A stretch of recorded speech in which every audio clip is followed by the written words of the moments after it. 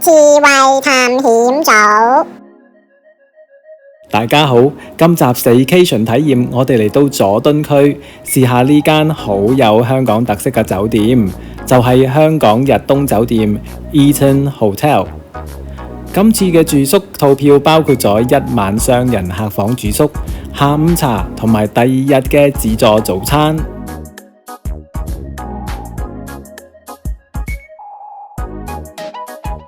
喺入住之前2日，我哋收到酒店嘅邀請電郵，問我哋會唔會自費升級客房，以自定嘅價錢出價認購你希望升級嘅房型。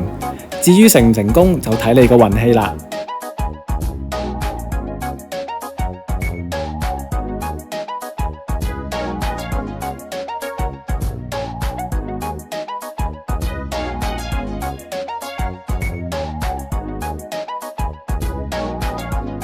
今次我哋運氣都唔錯，成功升級咗呢一間位於17樓、2018年重新裝修嘅雙人房 The Eaton Room。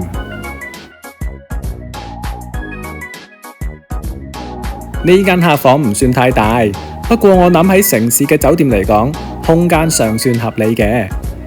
酒店房擁有開揚嘅城市景觀，外面嘅交通雖然繁忙，但係喺房入邊都聽唔到外面嘅聲音。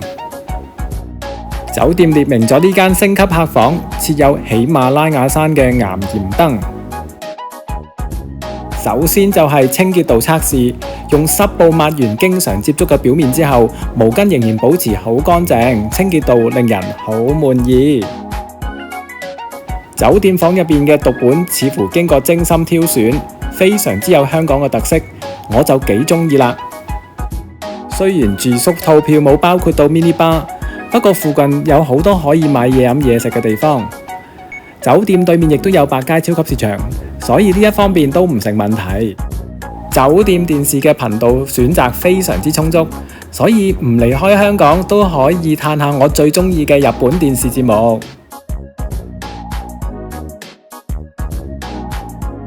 房間嘅洗手間就略帶泡泡藝術風格，而且非常之善用天然日光。呢個升級嘅 package 亦都包括咗 Grown Alchemist 品牌嘅備品，呢個牌子標榜100%純天然，用落都幾舒服嘅。我亦都幾中意佢啲香味，氣味幾清新嘅。不過就略嫌開放式嘅淋浴空間好容易有水彈出，令地板濕滑，呢個就係房間少少嘅扣分位啦。我發現洗手間台頭淨係得2 set 牙膏牙刷，但係另外有一個牌提示可以打電話去酒店嘅前台，要求需要個人嘅物品。我就測試過，需要嘅嘢10分鐘就收到，職員嘅態度亦都好有禮貌。參觀完間房，係時候試下佢哋嘅特色下午茶。以我哋今日閒日嘅價錢嚟講，呢個下午茶係值128蚊一位，不過已經包括咗喺我哋嘅住宿計劃入邊啦。餐廳用餐嘅地方空間好廣闊，台與台之間好有充足嘅空間，食嘢嘅時候好有自己嘅私隱。而呢間餐廳嘅裝修好有港式茶餐廳嘅風格，坐落都幾舒服喎。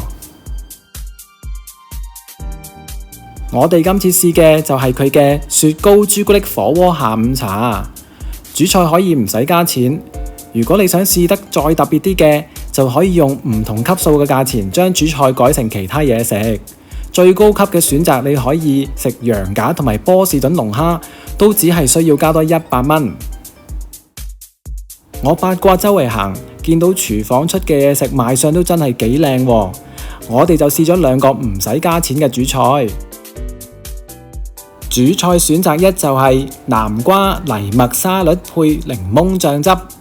呢個沙律適合素食人士選擇，我覺得食材都幾新鮮，但係就略嫌醬汁比較少啲啦。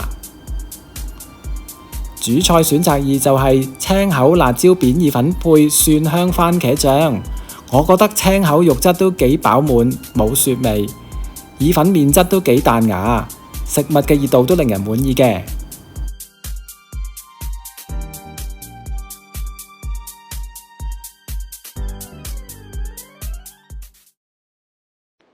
嚟到今日嘅重點，朱古力火鍋。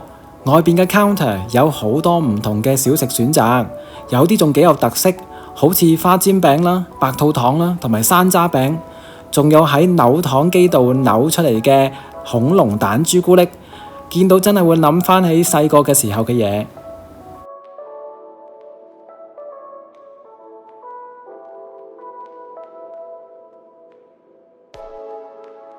來到雪糕櫃呢度呢，你會見到10款 Mövenpick 雪糕俾客人任食，唔使點排隊都攞得到。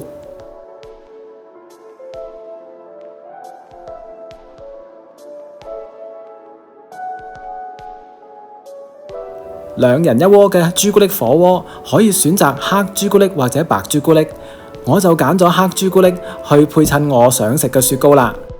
另外，我覺得因為 Mövenpick 嘅雪糕比較甜，所以我就會建議盡量避免選擇甜度比較高嘅雪糕味道，食起上嚟就冇咁膩滯啦。雪糕櫃拎返嚟嘅雪糕，記住要盡快放落朱古力火鍋入邊，用極速飲啲朱古力，放耐咗嘅雪糕就會溶，好難用叉拮住個雪糕整朱古力雪糕球啦。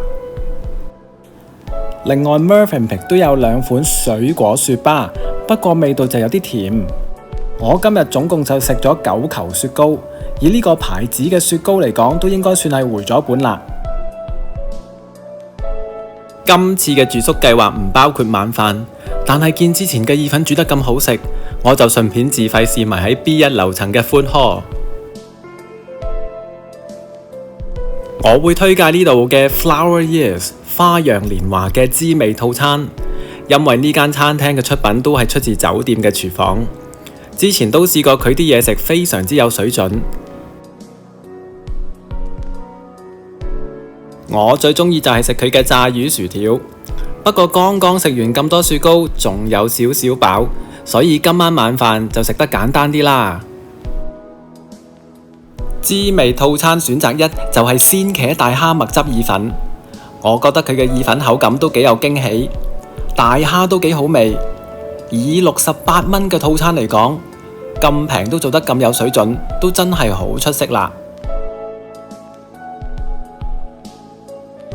滋味套餐選擇2就係香草烤雞野米雜菜沙律，呢個沙律嘅烤雞肉質同埋生熟度掌握得剛剛好。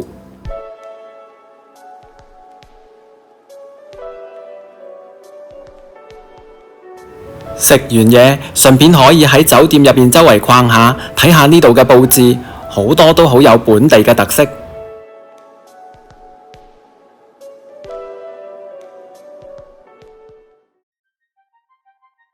第2日朝頭早嘅早餐都係喺地庫嘅普慶餐廳 The Astor 去享用嘅。唔知大家知唔知普慶呢個名嘅由來？係來自酒店前身嘅戲院呢？大家得閒可以睇下有關嘅歷史。返嚟講下個早餐先。以住宿計劃嘅價錢嚟講，我覺得雖然呢度冇好貴嘅食材煮出嚟嘅嘢食，但係我覺得呢度嘅嘢食類型好充足，而且食物都準備得好有心機。呢度嘅職員態度都非常好，佢哋好有耐性咁樣介紹呢度嘅嘢食俾客人知。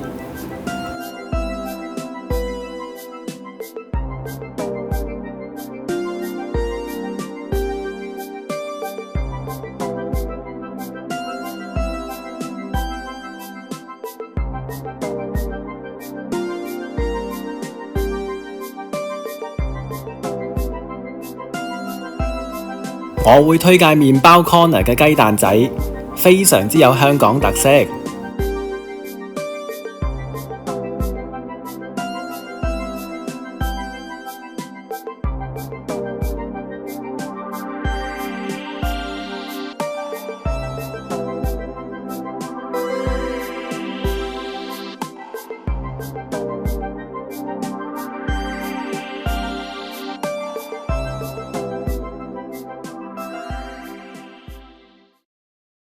食完嘢係時候做下運動，消耗下多餘嘅熱量。酒店健身室同埋泳池設喺21樓，我就會覺得健身室嘅設備比較簡單啦。重訓嘅設備唔係咁多，主要都係得啲啞鈴仔。不過我諗大家有興趣嘅應該係呢層嘅泳池。古羅馬風格嘅泳池，確實係一個不能錯過嘅打卡位。溫馨提示大家，因為人流管制嘅關係，好容易會 book 爆，所以提提大家需要預先預約使用。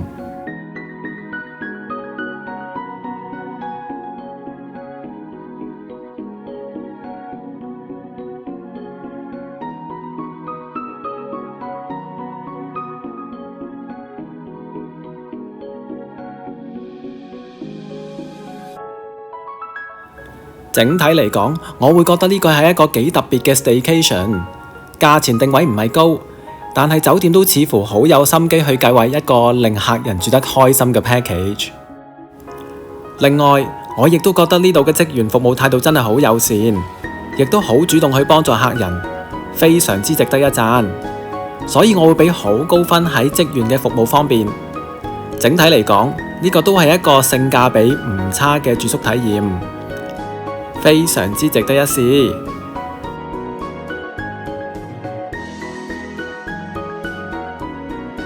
如果鍾意呢段片嘅話，記住 CLS 三部曲，俾個 comment 同埋 like， 順便 share 段片同埋 subscribe 我哋個 channel， 仲有可以撳埋鐘仔搶先看。下一集見，拜拜。